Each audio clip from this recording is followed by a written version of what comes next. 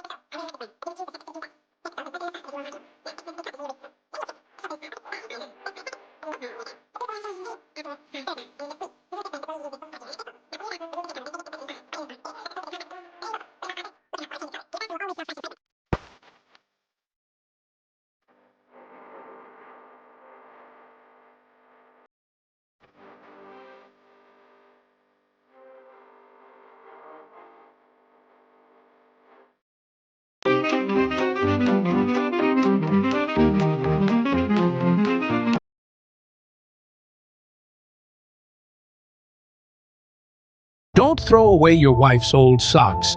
Transform them into something useful. Cut the sock from the bottom, then fold it from bottom to top, and you'll have a headband. Put it in your ponytail and adjust it like this. Your ponytail will look gorgeous.